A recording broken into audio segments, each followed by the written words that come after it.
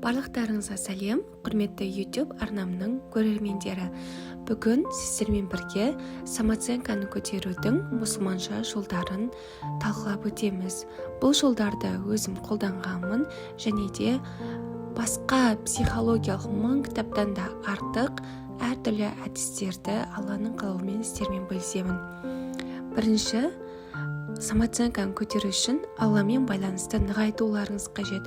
Яғни Алламен көп сөйлесу, ішіңдегі барлық сырыңды, мұңды ақтару, Алламен үнемі байланыста болу, Алланың Ар-Рахман, Ар-Рахим деп 99 көркем есімдерімен шақырып сөйлесу адам баласының самооценкасын көтереді. Екінші орында, өзіңе ұнамайтын бір кемшілігіңмен жұмыс жасауың қажет. Мысалы, ерте тұра алмай жүрсіз бе? Ерте тұрып үйреніңіз. Газировка сусындардан бас тартыңыз, фастфудтан бас тартыңыз, музыканы тыңдауды азайтыңыз.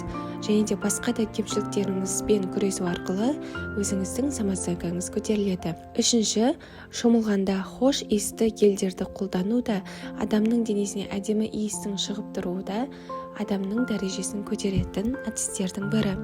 Төртіншіден, күніне 1 минут болса да жаттығу жасау, яғни дене жаттығуларын жасап тұру өте пайдалы болады. Бесінші, қандай адам ренжісе де, ол үшін тек жақсы дұға тілек тілеп үйрену, яғни махаббат, денсаулық, байлық, барлық жақсылықтар тілесеңіз, ситуацияны оңай жібересіз.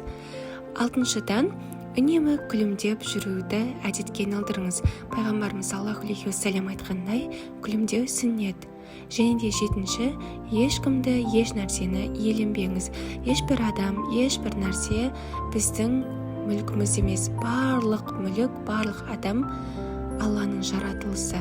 Барлығын Аллаға тапсырып үйрену. Келесі видеоны қандай тақырыпта түсірейін, төменде комментарийге жазып кетіңіздер. Видео ұнаса лайк басып, достарыңызбен бөлісіңіздер. Барлықтарыңызға ассаламу алейкум.